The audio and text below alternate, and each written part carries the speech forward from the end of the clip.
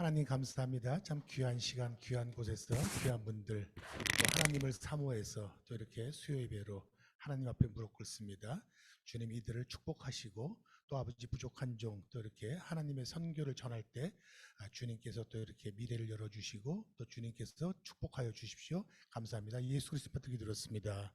아멘. 소개를 조금 더 좀 정확하게 드리면요. 저는 이제 나이 40까지 사업을 했었어요. 사업가였었고, 사업하다가 이제 조금 이제 뭐랄까 여유가 좀 있어갖고서 이제 우리 교회 다니는 사람들이 그렇잖아요. 이제 교회 다니다가 조금 여유 있고 그러면 하나님 일 좀 하겠다라고 해서 또 우리가 그렇게 기도를 하고서 신앙생활을 했고 또 어느 정도 여유가 생기니까는 이제 저는 당시가 이제 97년도, 98년도 그럴 때가 이제 김대중 대통령께서 이제 집권하실 때고 그때가 모두가 한국 교회가 북한 선교를 얘기할 때입니다.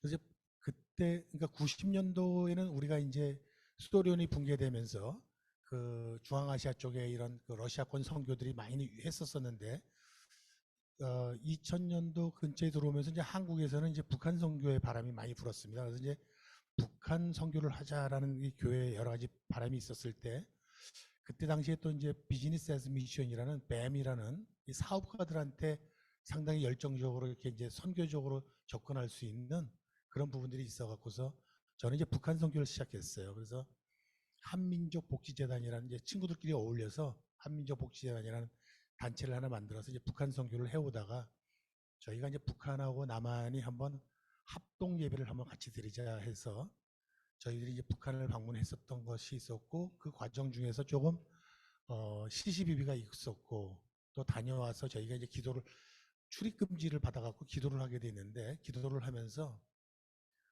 기도를 하자마자 보니까 뭐 그때 신앙이 짧아서 그랬는지 기도가 좀 어느 정도 길게 가다가 남들은 길게 하고 있는데 나는 기도가 끊어지더라고요. 그래서 이제 끊어지니까 눈 감고서 북한하고 기도하고 있던 게 내 귀에는 그게 아프간으로 들렸어요. 그러니까 신앙이 그 정도로 어렸던 거예요, 그때는요. 그래서 이거 하나님이 나한테 북한을 가라는 거구나. 당시에 이제 9.11 테러 사건이 나오고 막 미군이 막 쳐들어가고 그럴 때였어요. 북한 한번 가자. 그래서 이제 꾸려갖고서 가려고 해보니까는 비행기도 없고 아무것도 없더라고요. 그래서 이제 우즈베키스탄으로 가서 이제 거기서 이렇게 국경을 넘어가는 수밖에 없겠더라고요.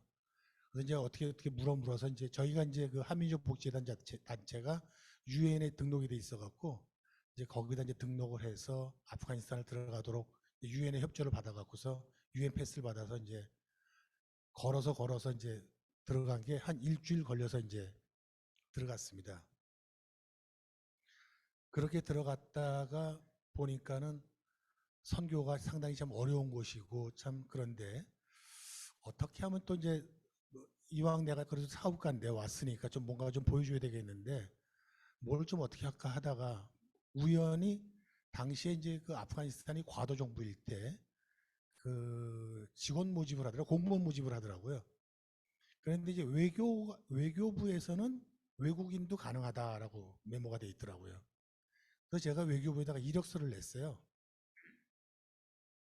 이력서를 내갖고서 제가 이제 새마을 운동에 대해서 좀 글을 좀 써갖고 우리 한국이 새마을 운동이라는 것을 통해서 이렇게 잘 살았는데 아프가니스탄도 좀 이렇게 해서 좀 잘 살았으면 좋겠다라고 해서 그 제안서를 냈더니 그게 이제 대통령이 이제 보고서 아주 채택이 돼갖고서 제가 이제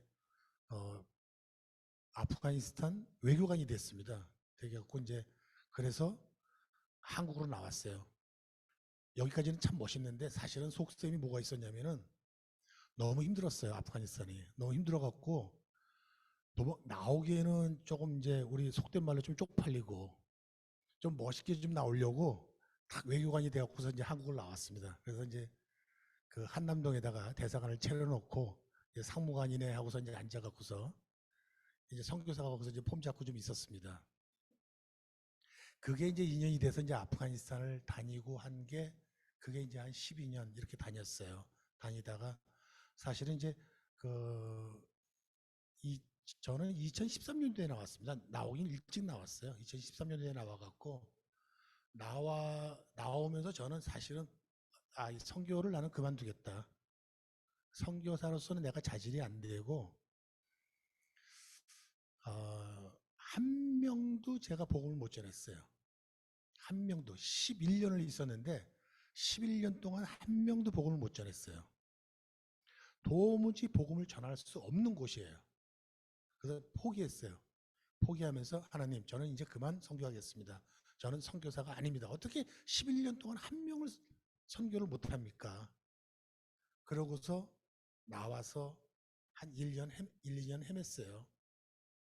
누가 저한테 얘기를 해주는 거예요. 저 그리스를 한번 가보라는 거예요. 아프간 사람들이 많이 있는데 그리스에 예수를 믿는다는 거예요. 이건 거짓말이다. 그 사람들 맨날 세례 달라고 세례 받고 나면 그 다음날 돈 달라고 그러고 절대로 아니다. 제가 몇 번 그렇게 부인하다가 결국은 이제 한번 가보기로. 그리스의 레스포스라는 섬이 있어요. 그 성경에는 좀 미둘린의 섬인데 그 레스포스 섬에 이제 난민들이 많이 있다고 그래서 그 난민들을 찾아갔습니다. 그 주일날 돼서 예배를 드리는 거를 가만히 보고 있는데 제가 우리가 알잖아요. 진정으로 예배를 드리는 모습과 가짜로 예배 드리는 모습은 그 정도는 판단할 수 있는 영분별의 능력은 있어요. 진짜로 예배를 드리고 있는 거예요. 내가 거기서 이틀 동안 펑펑 울기만 했어요. 펑펑 울기만 하고 이제 돌아와서 선교는 이제 난민 선교다. 도무지 열 수 없는 사람들이 난민으로는 열린다. 이 사람들이 나라를 버리고 아비와 친척의 집을 떠나서 바깥으로 나왔을 때에는 이들이 예수를 받아들일 수 있을 정도의 마음이 열려서 나온다는 것을 제가 봤어요. 그래서 이제는 선교는 난민이다라고 하고 뛰어다녔습니다. 그렇게 뛰어다니 또 세월이 또 이제 이렇게 10년이 또 흘렀어요. 흐르다가 재작년에 이제 기억하시는 분들은 이제 아프가니스탄에 탈리반 정권이 들어가면서 그들이 이제 도망 나가기 시작했고 또 그 안에 있는 이제 예수 믿는 사람들이 뛰어 도망 나오고 이런 와중에서 제가 이제 다시 또 들어갔어요. 들어가서 그들을 구출하고 빼내고 뭐 이러다 보니까 상당히 많은 사람들을 빼내서 파키스탄으로 빼냈습니다. 빼내고 있다 보니까 또 파키스탄 안에서도 어떻게 할 재간이 없고 그러다 보니까 이제 브라질 정부하고 또 어떻게 얘기하다 보니까 제가 이제 외교관이었다는 게 참 그게 큰 도움이 됐어요. 그 외교관 시절 때 여기 대사관 모임들 하고 막 이렇게 하면서 많은 사람들 친분을 가졌던 그 단계가 그래서 또 브라질 정부하고 또 얘기를 하면서 브라질에서 인도주의적 비자를 내주겠다는 거예요. 그래서 이 난민들을 결국은 브라질로 다 도망가게 됐고 그 브라질에서 도망갔던 난민들이 지금 다시 또 걸어서 3개월 반 동안 걸어갔고 미국을 지금 들어오고 있어요. 그래서 제가 2년 전에 이제 가서 미국에서 지금 2년 동안 지금 있습니다. 미국에 있다가 미국에서 2년 동안 지내면서 제가 운물한 개구리였구나. 이 선교에 대해서. 미국은 이렇게 선교를 하고 미국 사람이 선교를 잘하는 건 아니에요. 그렇게 잘하는 건 아닌데 미국 사람이 갖고 있는 선교라는 걸 좀 봤어요. 2년 동안을. 이 사람들은 이렇구나. 이렇게 전략을 짜고 이렇게 크게 보고 이렇게 하는구나. 그러니까 제가 제일 충격을 받았던 것이 세들백 교회를 갔는데 릭 워렌 목사님이 연세가 아직 되지도 않았는데 불구하고 은퇴를 하셨어요. 본인은 계속 목회를 그만두겠다. 미국에서 제일 큰 교회입니다. 세들백이라는 교회가 굉장히 제일 큰 교회고 그래서 이분이 본인은 이제 선교사를 하겠다. 그리고 그분이 외친 게 선교의 마무리를 해야 된다라고 외치시면서 그분이 시작한 것을 제가 좀 보게 되면서 이 내가 선교라는 부분을 나도 딴에는 참 아프간이다 뭐다 참 어려운 나라만 돌아다니고 저 뒤에 우리 저 아프리카 기니에서 오신 분 저보다 더 어려운 곳에서 오신 분 저 보면 녹자 같으신 분이 한 분 계세요. 어려운 곳이라고 참 전방이라고 막 쫓아다니고 뭐 그래도 나름대로 나는 그래도 선교사라고 좀 했다. 그래도 뭐 총도 좀 메고 댕겨보고 뭐 총소리 좀 듣고 좀 이러고 댕겨서 딴에는 어디 가서 내가 좀 선교 좀 했다고 했는데 미국에서 선교하는 모습을 보고서 이거는 우리가 좀 뭔가가 선교의 방향을 좀 다시 봐야 되겠다. 그래서 오늘 오면서 제가 이 서울대학교에서 여러분들이 좀 요거를 좀 아시고 이 부분에 대한 좀 큰 눈을 가지기를 원해서 제가 좀 말씀을 드립니다. 선교의 마무리가 finishing the task라는 요거 좀 하나 메모하실 수 있는 분들은 좀 메모를 좀 해주십시오. 이게 이제 그 세들백 교회 리고레 목사님이 전 세계에 있는 선교 지도자들을 전부 다 초청을 해갖고 그 모든 지도자들에게 비행기값, 호텔비 다 제공해갖고서 그들을 불러갖고서 몇 박 며칠 동안 몇 년 동안 연구해서 결론을 낸 게 성경 구절 마태복음 28장 19절에서 20절. 그러므로 너희는 가서 모든 족속으로 제자를 삼아 아버지와 아들과 성령의 이름으로 세례를 주고 내가 너희에게 분부한 모든 것을 가르쳐 지키게 하라. 내가 세상 끝날까지 너희와 항상 함께 있으리라. 무슨 말씀이냐면요. 모든 족속에게 복음이 전해질 때 내가 오겠다. 이거를 갖고서 4B라는 이 선교의 마무리를 하자. 성경에 대해서는 어떻게 하고 믿음에 대해서 믿는 자에게 대해서는 어떻게 하고 바디 오브 크라이스트 교회에 대해서는 어떻게 하고 브레이크스루 프레이어 돌파 기도는 어떻게 하고 이 네 가지를 우리가 선교의 마무리는 어떻게 하자. 이 마무리를 2035년까지 우리가 예수님이 갔다 가신 지가 2000년 정도를 뭐 오시는 개념이나 이런 개념이 아니라 그래도 2000년이니까 우리가 인간됨으로써 사람됨으로써 예수님 앞에 최소한 이 정도는 우리가 하자라고 선포해서 전 세계에 선포한 것이 이 네 가지입니다. 이 네 가지가 무엇인지는 여러분들이 좀 한번 이 홈페이지를 들어가셔서 한번 보시길 바랍니다. 전 세계 지도자들, 선교 지도자들이 어떤 방향으로 무엇을 하고 있는지 예를 들어서 브레이크스루 프레이어가 있어요. 돌파 기도입니다. 이 돌파 기도는 우리가 어떻게 할 것이냐. 근데 이거 어떻게 하죠? 또 여기서 뭐 단체가 있고 이거를 하는 예를 들어서 110city.com이라고 있어요. 110개의 도시를 놓고 기도하는 사람이 있고 인터내셔널 플레이어 컨선이라는 ipc.org 이런 곳에서는 또 기도를 어떻게 하고 우리가 1년에 4번은 어떻게 기도하고 뭐 이런 기도 이 내용들이 여기서 쭉 퍼져나갑니다. 기도에 대해서는 IPC라고 좀 메모를 좀 하나 해 주십시오. ipc.org입니다. 이것이 우리가 세계적으로 연합이 될 때 선교의 마무리가 모습이 나타나지 않겠는가라는 겁니다. 성경은 우리가 어떻게 번역을 하고 언제까지 어떻게 하고 어떤 기틀을 만들고 교회는 어떻게 하고 이런 부분들을 세계적으로 지금 합의를 했어요. 이 모임에 제가 2번을 참석을 했는데 한 번도 한국 교회나 한국 선교사가 없었다는 거죠. 그래서 제가 오늘 제안하고 싶은 거는요. 우리 서울대학교 학생들은 단기 선교를 일로 가십시오. 영어를 잘하시든 못하시든 이런 데를 참석하셔갖고 한번 큰 그림들을 한번 보십시오. 세계 선교의 지도자들은 어떤 방향으로 가고 있는가 하고 이런 것들을 보시고서 오셔서 방향이 저깁니다라고 손가락질이라도 해주십시오.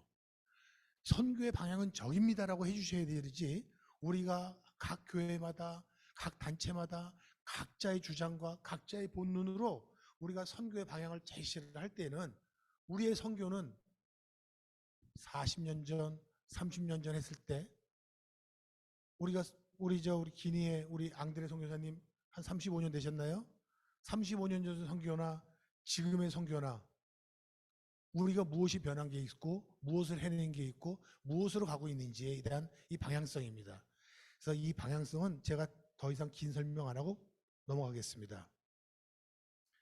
두 번째는 구글에서 IMB 맵이라고 좀 리서치를 좀 해주십시오. 구글에서 IMB 맵입니다. IMB라는 선교단체입니다. 이것이 인터내셔널 미션 보드라는 선교단체인데 세계에서 제일 큰 단체입니다. 남침내 교단에서 갖고 있는 선교단체고 뭐 아시는 분은 다 아시는데 이분들이 만들어 놓은 지도가 있어요.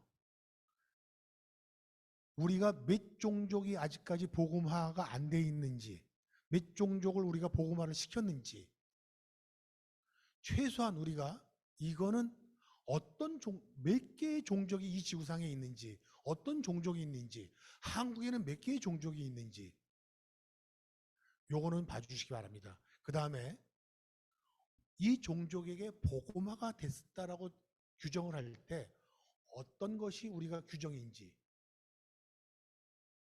나 믿습니다가 그게 아니다 이거죠. 그 민족에게 어떤 것이 접해졌을 때 그들이 보고마가 됐다라고 볼 수가 있는 것이고, 어떤 것이 미전도 종족이라고 볼 수가 있는 것인지에 대한 것은 우리 서울대 학생들이면 좀 한번 봐주시기 바랍니다. 이 두 가지가 세계적인 선교의 제일 큰 맥락입니다. 요거는 저 개인적인 전략입니다. 저의 개인적인 전략. 저는 선교가 그렇게 오래되진 않았어요. 98년도부터니까 지금 몇 년 됐나요? 한 5년? 네, 25년 됐는데, 제가 좀 귀한 경험을 한 게 이제 그런 대사관에서 외교관 경험도 했지만은, 한국에는 한국 세계 선교 협의회라고 있어요. KWMA라고. 제가 거기에 미래 선교 센터장을 한 2년 했습니다. 하면서 선교 전략 연구를 했는데, 연구를 하면서 만든 세 가지가 권역에서 영역입니다. 지금 중국 선교가 다 쫓겨나고 있어요. 인도 선교가 다 쫓겨나고 있어요. 지금 선교사들이 각 나라마다 러시아 다 쫓겨났습니다. 자, 러시아, 중국, 인도 이 세 나라만 해도 나온 선교사가 몇 명이겠어요. 엄청난 숫자가 선교사들이 나오고 있습니다. 그러나 이 재배치가 돼야 되는데 자꾸 나라에서 나라를 재배치하다 보니까는 선교사들이 몰리는 현상이 있고 경쟁이 되고 있어요. 중국 선교사가 나와갖고 다 가는 데가 대만밖에 안 가요. 이런 문제들이 있습니다. 그런데 이런 그 재배치의 문제가 권역에서 영역으로 바뀌어야 됩니다. 우리가 러시아 선교, 뭐 아프가니스탄 선교, 뭐 아프리카 선교, 이게 권역이 되는 게 아니라 영역이 돼야 됩니다. 저는 영역 선교사입니다. 제가 교회에다가 파송 변경 요청을 했어요. 저는 아프가니스탄 파송 선교사였는데 지금 당장 아프가니스탄도 갈 수도 없고 저를 바꿔주십시오. 저는 그래서 난민 영역 선교사로, 선교지가 난민입니다. 그래서 저는 난민 선교를 바꿨어요. 그래서 교회에서 정식으로 다시 파송장을 다시 받았습니다. 우리 서울대에 계신 분들은 이제는 교육이라든가 여러 분야로 이제 나가실 거잖아요. 그 나가는 그 분야에서 그 분야의 그 영역들이 선교가 되게끔. 그 다음에 지금 우리 국내에 보면은 이제 이주민들이 지금 많이 들어오고 있지 않습니까? 이주민들이 많이 들어오고 있고, 얼마 전에 한동훈 장관 이렇게 뉴스를 보니까는 이민청도 만든다는 얘기가 있고, 뭐 매년 뭐 16만인가 뭐 10만 이상의 그 이주민을 데리고 들어오겠다고 그러는데, 이 정도가 아닙니다. 더 많은 숫자가 들어올 겁니다. 저희 선교계에서 조금 부풀려서 하는 얘기는 1000만까지 얘기를 합니다. 한국 경제 규모에는 1000만의 이주민이 들어오지 않으면 한국 경제를 떠받칠 수가 없습니다. 이 상태로 계속 가면 인구는 지금 소멸되고 있고, 한국의 출산율이 0.53, 전국적으로 외국인까지 다 포함하면 0.7, 인구는 계속 줄고 있고, 이주민이 들어오지 않는 한 이 경제는 돌아갈 수가 없습니다. 이주민이라는 영역, 그들의 그 일하는 현장, 모든 그 영역에서의 선교적인 재배치가 돼야 됩니다. 두 번째는 아까 이렇게 그 미국 교회를 얘기하고 여러 가지 얘기를 했을 때 글로벌 네트워크입니다. 우리가 국제화가 돼야 됩니다. 국제화가 돼야 되는데 그것을 국제화를 갖고 오라는 얘기가 아니라 국제화된 거와 우리화된 것을 융합을 해서 새로운 것을 창조해내야 됩니다. 그것들을 배우고 창조해내고 우리가 글로벌 네트워크를 해야 됩니다. 그런데 여기서 네트워크에 대한 함정이 하나 있습니다. 한국 분들의 네트워크는 거의 딱 첫 번째로 떠오르는 게 카카오톡입니다. 카카오톡 방 만들어 놓고 거기서 정보 교환하고 서로 유튜브 채널 링크 매 보내주고 뭐 은혜스러운 무슨 글 보내주고, 나는 요새 감정이 말라가요. 너무 감동스러운 것만 계속 봐대니까 매일 보니까 더 이상 이제 감동이 없어. 이건 네트워크가 아니에요. 네트워크는 뭐냐면요, 말 그대로 그물 작업입니다. 고기를 많이 잡은 사람의 그물을 들어주는 게 네트워크예요. 근데 우리 한국 사람들만 이 네트워크를 오해하고 있어요. 어느 선교사, 어느 영역에, 어느 선교지에서 물고기를 많이 잡은 걸 보면은 달려가서 그 그물을 당겨주시고, 내 그물을 던지고, 내 그물을 놓고 그 그물을 당겨줄 때 이것이 네트워크지. 내가 정보를 입수하고, 내가 은혜 받고, 내가 감동하고, 내가 맨날 링크 수집하고, 이거는 네트워크가 아니에요. 세 번째는 선교 역사에서 가장 선교가 부흥됐던 것은 동일 집단에서 선교했을 때의 선교입니다. 저는 난민 선교사니까 이걸 난민이라고 표현했습니다. 서울대 학생은 서울대 학생한테 선교하십시오. 의사는 의사한테 선교하고 변호사는 변호사한테 선교할 때, 제가 의사한테 선교할 때 선교가 되겠어요? 전도가 되겠어요? 의사가 전도할 때 될 겁니다, 아마. 그것이 동질 집단이 선교를 할 때 가장 풍성했습니다. 이거는 우리가 100년 기독교 역사에 나온 데이터이기 때문에 이것은 고수를 해야 됩니다. 그렇다면 우리가 난민이 난민에게 해야 되는데 내가 난민이 아니잖아요. 사실은 난민이에요.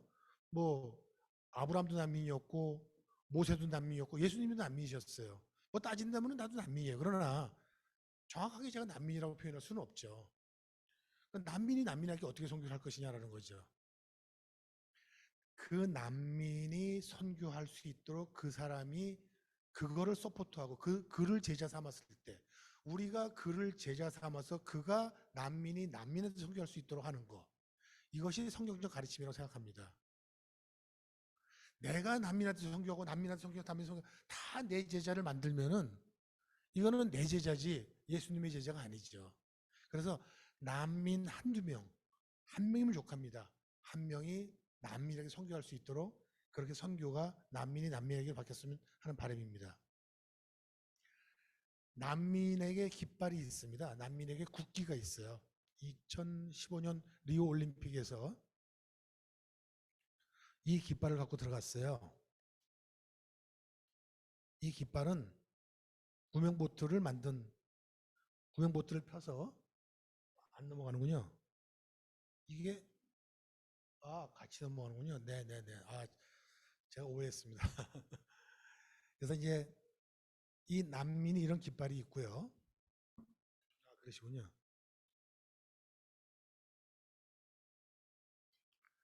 난민에 대한 성경적 해석을 요한계시록 7장 9절에서 15절 말씀 중에서 붉은색 글씨만 같이 읽겠습니다.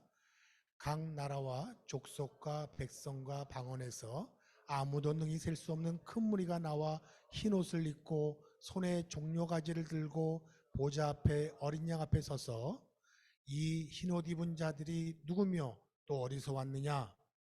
이는 큰 환난에서 나오는 자들인데 어린 양의 피에 그 옷을 씻어 희게 하였느니라.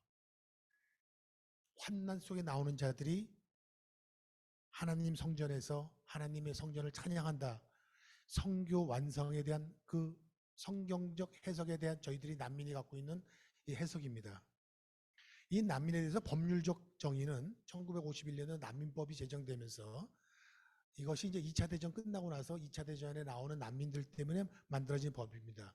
이 법에서는 박해를 받을 우려가 있다고 하는 충분한 이유 때문에 나오는데 상당히 소극적인 해석입니다. 이것은 지금의 난민들은 기후 때문에 나오는 난민도 있고 경제적으로도 나오는 난민이 있는데 저희가 한국 사역자들이나 그 예멘 난민들 제주도 왔을 때 기억하시나요? 많은 사람들이 프랑켓 들고서 나가라고 그랬죠. 우리는 난민을 받아줄 수 없다. 너희들은 나가라고 했는데 나가라고 했을 때의 첫 번째 그 이유가 뭐였는지 기억하세요? 저는 신문 기사를 아직도 기억을 하고 있는데 네 청바지에 핸드폰을 갖고 있다는 이유였어요. 난민이 굉장히 찢어진 옷에 불쌍한 얼굴로 와야 되는데 좋은 네 청바지를 입고 핸드폰을 들고 있으니까 저 사람이 난민이 아니라는 거예요. 그래서 우리가 받아주면 안 된다는 주장이었어요. 그러니까 왜 너희들은 불쌍하지도 않은데 왜 난민이라고 하느냐라는 것이에요. 우리가 그게 난민에 대한 이해를 지금 못하고 있는 것이고 이렇게 법률적으로는 소극적으로 정리가 되어 있는 관계 때문에 그렇습니다.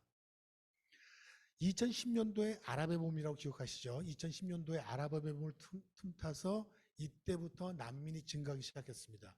2010년 전까지 난민의 총 세계적인 숫자는 4,370만이었어요. 그런데 2010년에서 2023년 13년 동안에 난민의 숫자가 1억 1천만으로 늘어났습니다. 즉 배 이상이 늘어나고 있습니다. 이 중동의 이 아랍의 봄은 결국 아랍의 겨울로 끝났어요. 지금 많은 나라가 아직까지도 그 민주주의 그 어떤 운동을 했던 것이 그 민주주의 운동으로 끝나지 않고 아직도 그것이 다 모든 것 탄압이 되고 전쟁이 되고 분쟁이 되고 많은 나라가 지금 흩어져 있죠. 2015년에 난민에 대한 것이 또 굉장히 폭발적으로 모았던 것은 이 사진 한 장입니다. 3살짜리 아이가 바닷가에 터키의 바닷가에서 시신으로 나오는 사진 이 한 장 때문에 이제 많이들 기억나시죠? 이제 대충 이렇게 그랬구나라고 기억나시죠? 그러면서 2015년도서부터 난민에 대해서 세계적인 관심이 몰리기 시작했고 스웨덴이라든가 영국이라든가 이런 나라에서 유럽 그런 복지가 좋은 나라에서 난민들을 막 받아들이기 시작했습니다. 이 받아들인 것이 사실은 실패가 되는 바람에 그것이 또 우리 한국에서는 상당히 안 좋은 인식으로 남았어요. 한국의 아까 말씀드렸던 2018년도 예멘 난민 반대죠. 여기 보면 고개를 들어 지금 유럽의 사태를 봐라라고 유럽의 어떤 그 사태들을 갖다가 비유했을 때 그런 문제가 됐었던 거죠. 왜 그랬었냐면요. 유럽에 가면은 노고존이라는 게 있습니다. 구글에서 검색해 보시면 항상 어디 유럽을 여행하실 때는 꼭 노고존을 검색해 보십시오. 그 나라가 여기는 가지 마세요라고 정해놓은 곳이에요.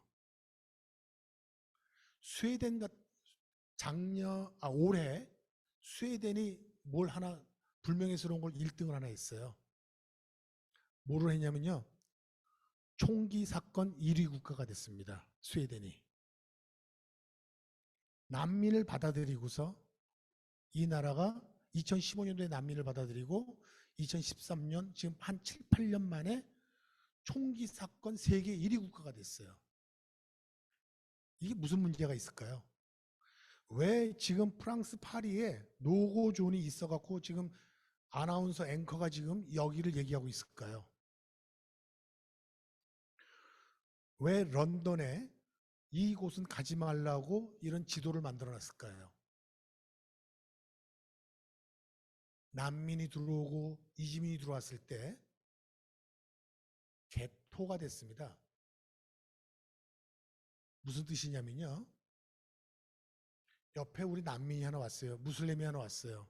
맨날 하루에 5번씩 기도하고 냄새도 나고 맨날 기름진 음식 먹어갖고서 뭐 좀 보기에도 좀 그렇고 그래서 내가 이사를 갑니다. 꼴보기 싫어서. 근데 이 옆집에 또 다른 난민이 이사 와요. 또 다른 이주민이 이사 오고 점점 그 지역이 개토화가 되는 겁니다. 교회가 교회답지 않았기 때문에 그렇습니다. 그들이 왔을 때, 그들이 교회 마당에 왔을 때 우리가 교회로 들어오세요라고 했어야 되는데 어느 교회도 그들이 들어오는 것을 반기지 않았습니다. 그렇게 난민을 받아들이고 스웨덴, 프랑스, 영국 이렇게 훌륭한 나라가 굉장히 좋은 지식과 그런 지식인들이 야 우리는 좋은 일을 해야 돼. 우리는 저 난민들을 받아들여 갖고 불쌍한 사람을 도와야 돼. 불러놓고 아 더러워. 아 냄새나. 다 팽개쳐놨더니 기껏 7, 8년 만에 총기 사건 1위 국가가 되고 노고존이 생기고 이렇게 됩니다.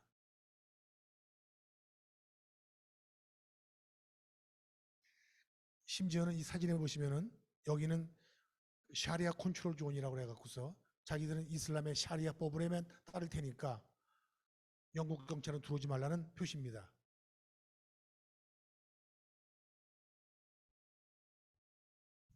우리 대한민국이 지금 이렇게 많은 이주민이 들어오는 형편입니다. 우리 어떤 영역에서 우리가 어떤 일을 해야 될지가 그림이 보이죠. 그들이 왔을 때 우리가 교회로서 그들을 안아주지 않고 그들을 반기지 않으면은 그들이 그들끼리 뭉치고 그들이 개토화가 돼서 그들의 교회가 될 것이고 그들이 하마스가 될 겁니다. 전 세계에는 이제 난민이 1억 1천만이 넘어갔습니다. 2023년 6월 말부로 1,100만이 넘어갔다고 발표가 됐습니다. 난민이 무엇일까요? 난민 그러면 난민이 무언가요? 우리가 법률적으로 아까 성경적으로는 봤지만은 정확하게 난민을 좀 분류를 하면은요. 재정착 난민이라는 것이 있습니다. 예를 들어서 내가 시리아 사람이에요. 그런데 요르단으로 도망갔어요. 근데 요르단이 난민을 받아주는 나라가 아니에요. 그런데 내가 어딘가를 가고 싶어요. 그러면은 유엔에다가 난민을 신청을 합니다. 나를 미국으로 보내주세요. 나를 독일로 보내주세요. 나를 어디로 보내주세요라고 하는 신청하는 것이 재정착 난민입니다. 재정착 난민을 신청을 하면은 요 아래에 있는 것처럼 유엔의 신분증이 나옵니다. 이 유엔의 신분증은 국가의 국민이 아니죠. 국가 국가라는 개념은 영토가 있고 국민이 있고 뭐 3대 요소가 있죠. 그것이 이 유엔 이 신분증에는 없습니다. 없다 보니까 생기는 문제들이 좀 있습니다. 차근차근 말씀드리겠습니다. 두 번째로는 가장 많은 난민이 팔레스타인 난민이 있습니다. 590만의 난민이 있는데 이 팔레스타인 난민은 지금 굉장히 꽤 오래됐어요. 70년 정도가 됐어요. 이스라엘이 생기면서 이스라엘에서 밀려나간 난민들. 지금 레바논과 요르단의 90%가 지금 거기서 거주하고 있습니다. 까만색은 난민 신청자예요. 이걸 갖다가 이제 우리가 어살라무 시커라고 그러는데 그러니까 이거는 이제 각 그 나라에 와서 내가 난민을 하겠다고 신청하는 사람들. 한국에도 난민 신청자가 지금 8만이 있습니다. 그 다음에 이 빨간색은 520만 명의 국제적 보호 대상자가 있고 난민 중에서 가장 많은 난민은 국내 난민입니다. 이걸 우리가 실향민이라고 불러요. IDP라고 부르는데 난민은 아프가니스탄 난민은 아프가니스탄에 제일 많아요. 시리아 난민은 시리아에 제일 많이 났습니다. 그러니까 어떤 것이 난민의 해석이냐면은 내가 부산의 사람인데 부산에 살 수가 없어갖고 서울로 온 사람. 이 사람이 난민이에요. 그래서 국제적으로는 난민의 분류가 이렇습니다. 근데 우리가 지금 요것을 제가 왜 설명드리냐면은 자꾸 해외로 나온 사람만 난민이라고 생각을 하시니까 진짜로 많은 난민은 그 안에 있는데 그 안에 난민을 안 봐주시니까 제가 한번 또 이렇게 적었습니다. 그 난민이 나와갖고 바깥에서 거주를 하고 있어요. 나를 독일로 보내주세요. 나를 미국으로 보내주세요. 나와 있어요. 기다리는 시간이 얼마일까요? 여기에 기다리는 시간이에요. 가장 짧은 케이스가 4년, 가장 길었던 케이스가 40년. 이게 40년의 광야입니다. 그들이 광야에서 살다가 죽는 난민이 많아요. 지금은 점차 이 숫자가 이 연수가 지금 길어지고 있습니다. 심지어는 팬데믹 기간 동안은 난민의 이동이 없었습니다. 정체가 됐었어요.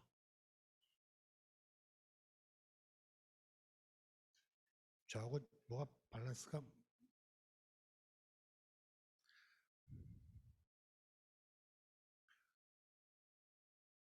네. 사하라 아프리카의 난민이 20%가 있고요. 이런 거는 먼저 그냥 넘어가겠습니다. 베네수엘라 520만, 유럽, 터키가 난민이 제일 많습니다. 세계적으로 360만입니다. 독일이 210만을 수용해 줬고요. 눈으로 얼른 읽으십시오. 이라크, 남수단, 시리아. 이게 참 시리아는 국민의 절반이 난민이니까 이건 참 로힝하 이게 참 답이 없는 난민입니다. 미얀마에 있는 난민들이 이 사람들이 이슬람이라는 것 때문에 그 미얀마의 그 불교 정권이 이들을 갖다가 계속 죽이고 있으니까 이들이 지금 방글라데시로 도망 나가 있어요. 그 도망 나가 있는 사람이 지금 120만입니다.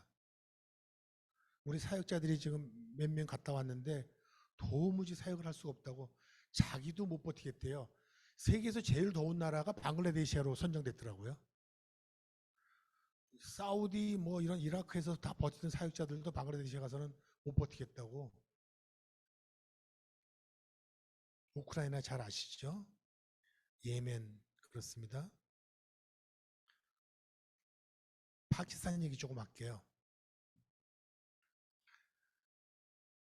여기 난민이 보면 아프간 난민이 370만이 있는데 유엔에서는 137만의 난민이 있어요. 뭐가 다를까요? 이게 지금 뭐 한 200만이 넘는 난민들은 다 어디 갔나요?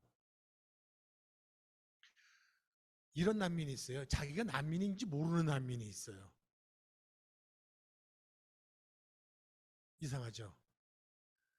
그러니까 이 지형 변화입니다. 국가의 변화. 파키스탄 땅덩어리의 절반이 아프가니스탄 거예요. 근데 100년 전에 빌려갔어요. 영국에서 빌려줬어요. 근데 100년이 지나서 지금 안 돌려주는 거예요. 근데 자기는 거기서 100년 넘게 계속 살았거든요, 지금. 파키스탄에서 계속 살았어요.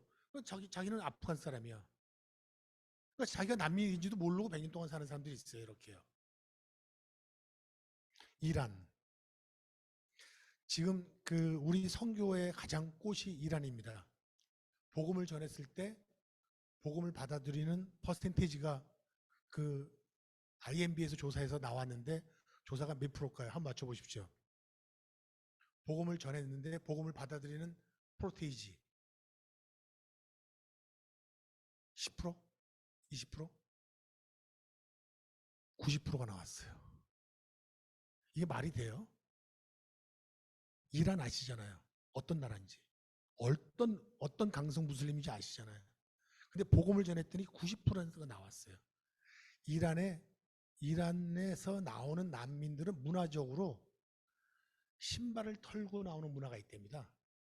그 문화가 있어갖고 나는 난민으로 나가면서 나는 어떠한 새 신앙을 가져야지라고 마음을 먹고 나온답니다. 그 와중에 누군가가 잡아서 복음을 전하면은 복음을 받아들인다는 거예요. 그래서 지금 이란에서 저희가 지금 대박 나고 있습니다. 지금 터키 아까 말씀드렸죠. 그리스 이쪽 지금 그리스는 옛날에 좀 난민이 굉장히 많았었는데 지금은 난민의 숫자가 많이 줄고 있습니다. 왜냐하면 이제 유럽에서 난민들을 안 받아주다 보니까 그리스를 잘 안 가고 있어요. 그 아까 이제 360만의 난민이 터키에 있었었는데 그 터키에 있는 360만의 난민들이 보트를 타고서 가는 곳이 그리스입니다. 터키에 있는 동안은 난민 신청을 안 해요. 난민 신청을 한번 하게 되면 좀 복잡해져요. 다시 두 번 할 수는 있지만 유럽에 가서 그리스에 가서 신청을 할 때는 이게 유럽 난민이 되기 때문에 본인이 뭐 독일을 갈 수도 있고 영국을 갈 수도 있기 때문에 그러는데 지금은 유럽에서 많이 안 받아주다 보니까 그리스 난민이 지금 줄고 있습니다. 가자지구 지금 140만의 난민들이 지금 바깥으로 나갔어요. 인구 230만 중에서 지금 140만이 나가 있고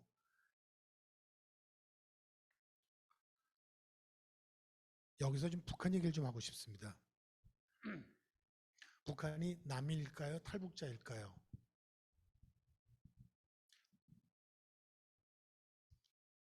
북한에서 나오신 분이 탈북자인가요? 난민인가요?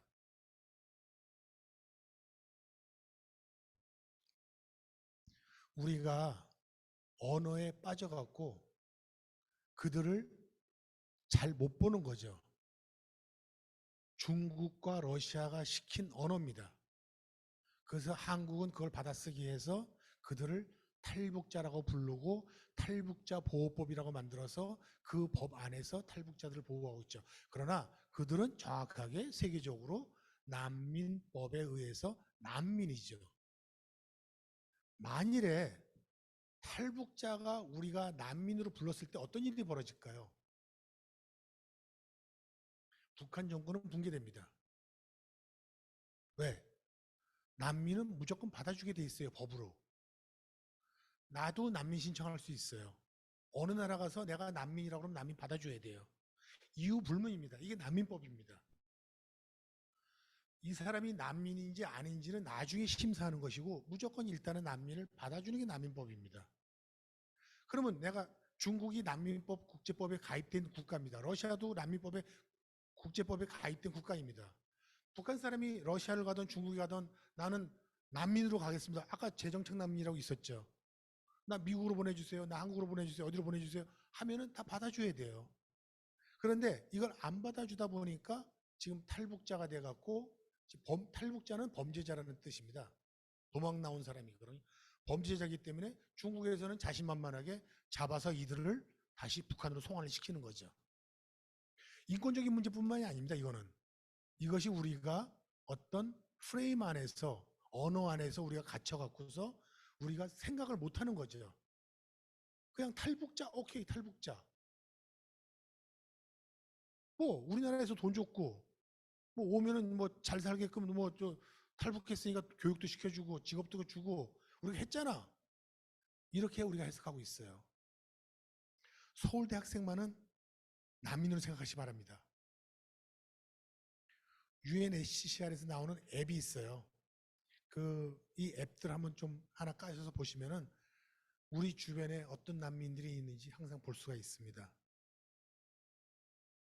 정리하겠습니다. 난민은 90%가 무슬림입니다. 미전도 종족이고 평균 26세입니다. 잘 주목해 주십시오. 평균 26세입니다. 41%가 미성년자입니다. 그리고 대부분 무슬림을 피해서 나온 무슬림입니다. 아프가니스탄 사람, 탈레반을 피해서 나온 난민입니다. 무슬림을 피해서 나온 무슬림이다 보니까 그들에게 복음이 전해지기가 상당히 쉽습니다. 1년에 작년 같은 경우 11만 4,300명이 난민이 새 땅에 정착을 했습니다.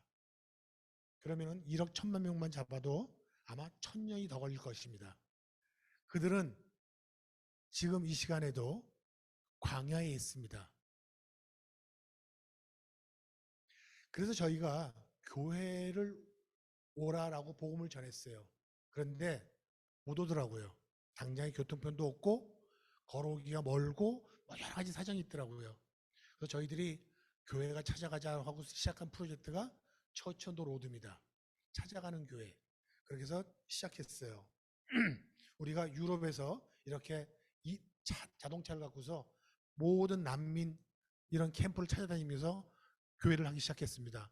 그리고 뭐 난민 캠프에 가서 알리 알리하고 불러고 다녀요. 알리 알리 하면은 우리 저 한국에서 김씨 부르려고 똑같은 거예요. 많은 사람이 나옵니다. 누구 알리? 그래서 괜찮아 너도 와 너도 와. 우리 저 여기서 밥 먹고 뭐 할 거니까 와. 그래서 우리 노래 부르고 놀 거야. 뭐 난민들 하루 종일 졸던 사람들 뭐 누가 불러주니까 많이 모입니다. 이것이 시작된 것들이 이런 교회들이 시작됐습니다. 어떤 일이 있었냐면은 이 그리스 레스보스 섬에 들어온 친구예요. 이 친구는 탈리반과 싸웠던 전사입니다. 상당히 험악하게 생겼죠. 이 사람 부인이 교회를 나오게 됐어요. 찾아가는 교회에 나오게 됐고 세례를 받고 그 부인이 성화가 돼서 그렇게 교회 생활을 잘하고 있었는데 이 남편이 어느 날 밀림칼 이거 큰 걸 하나 들고서 와서 죽이겠다고 다 죽여버리겠다고 그 예배 보는데 들어왔는데 성령님이 역사하시더라고요. 벌벌벌벌 떨고만 있는 거예요. 꼼짝을 못하고 그 사람이 찾아가서 칼을 뺐고 이 사람을 팔짱을 껴서 앉혀갖고서 같이 복음을 전하고 결국은 이 친구가 그리스 레스포섬 앞바다에서 이렇게 침례를 받고 이런 얼굴로 바뀌었어요.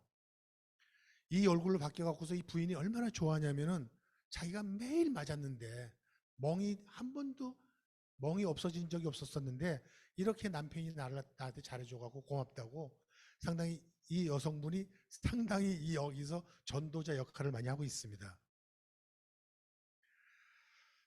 우리가 이렇게 난민 사역을 쭉 하다 보니까는 봤던 것이 무엇이냐면은 그 아까 41%의 미성년자가 있었다고 그랬는데 이들이 공부를 못하고 있다는 것을 차츰 알게 됐습니다. 제가 너무 시간이 긴가요? 어떤가요? 빨리 끝내겠습니다. 네. 그래서 저희가 그 좀 넘어갈까요? 찾아가는 학교를 다시 만들기 시작했습니다. 스쿨 온 더 로드입니다. 이들이 말하는 것이 가난보다 자신의 미래가 더 두렵다고 합니다. 그래서 이렇게 학교를 시작을 했는데 문제는 졸업장이 없어요. 졸업장이 없다 보니까 가르치는 학교도 한계가 있더라고요.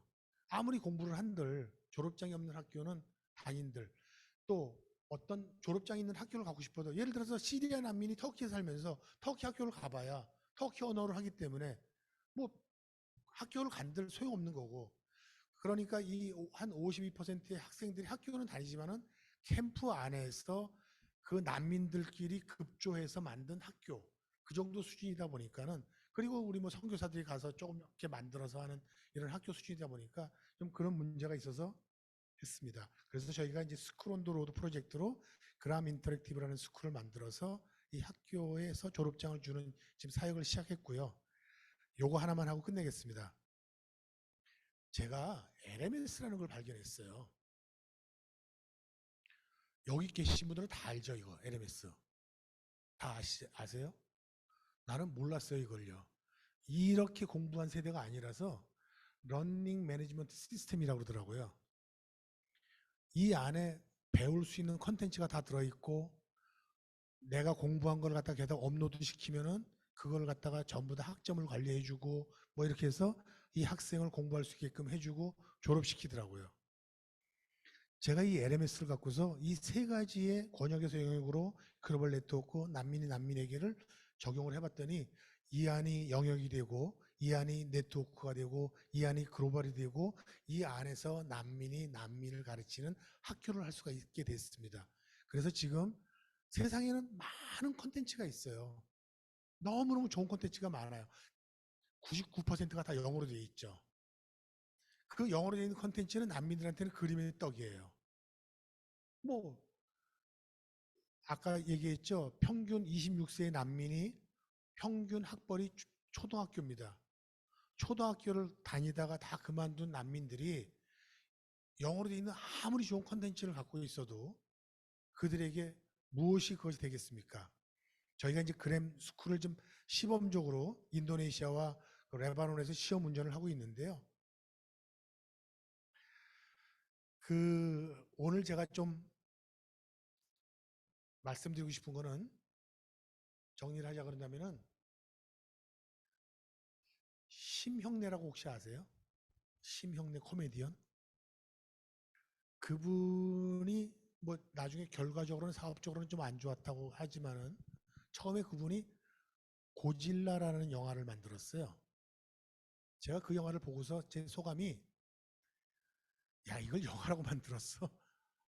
라고 웃었는데 그분이 김대중 정권 때 지식인 1호상을 받았거든요. 이제 와서 제가 그걸 이해를 좀 하기 시작했어요. 세상에 그 많은 콘텐츠가 난민들한테는 안 맞는다는 거. 그들에게는 고질라 수준의 컨텐츠가 있어야 되는데 너무 좋은 컨텐츠가 있다 보니까 지금 세상은 이동하고 있고 세상은 변하고 있고 그들이 수요자고 그들이 소유를 하고 있는데 우리들은 계속 위에만 바라보고 좋은 것만 만들고 있지는 않는가. 우리가 너무 첨단으로만 가고 있지 않는가. 그 소외된 그 한 사람, 한 마리의 그 잃어버린 그 양들을 위해서 우리가 만들어줘야 될 컨텐츠들은 있지 않을까. 우리는 왜 그것을 안 볼 것인가?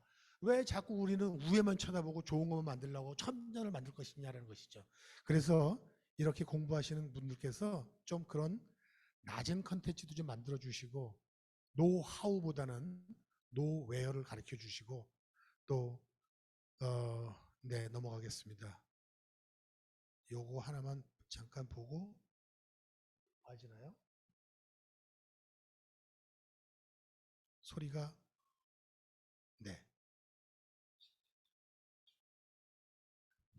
1억 1천만 명을 넘어섰습니다. 90%가 무슬림이고 미전도 종족이며 90%가 무슬림이고 미전도 종족이며 고아와 과부입니다. 난민들의 평균 연령은 26세입니다. 41%가 미성년자이고 신분이 없어 직업을 가질 수 없고 학교에서 공부를 할 수가 없습니다. 난민들의 망명 신청은 마냥 기다리는 삶입니다. 짧게는 4년, 길게는 40년. 기다리다 보니 일명 난민병이라는 무기력병에 빠져 잠만 자는 경우도 많습니다. 난민의 48%는 가족의 생계를 위해 노동시장에 나가야만 합니다. 아프가니스탄 사람의 신장이 하나에 1,500불에 불법으로 팔리고 있습니다. 팔겠다는 사람이 많다 보니 요즘 시세가 많이 떨어졌다고 합니다. 난민의 62%의 최종 학력은 초등학교 수준입니다. 학교를 갈 수 없는 난민 아동들에게 학교가 찾아가고 있습니다. 난민 캠프 안팎에서 공부하고 있는 52% 난민 아동들이 공부는 하지만 졸업장이 없는 공부를 하고 있습니다. 이들에게 필수 교육과 직업 교육을 받을 수 있도록 미래를 열어주는 것이 우선이고 최선이고 복음입니다. 난민이 난민에게 선교하는 가까운 미래를 우리는 만들 수 있습니다. Hello, my name is Mohadisa Akbari. I am 18 years old and I'm from Afghanistan. And I've lived as a refugee in Indonesia for the past 9 years. I studied until grade 3 in Afghanistan. I'm requesting you, sir, to get and to give me an opportunity to give a test for me. And if I pass the test, please give us and give me the diploma. And it will be really helpful for my future. And I am very grateful for that. Thank you. 난민들을 위한 K-12 온라인 학교가 정식으로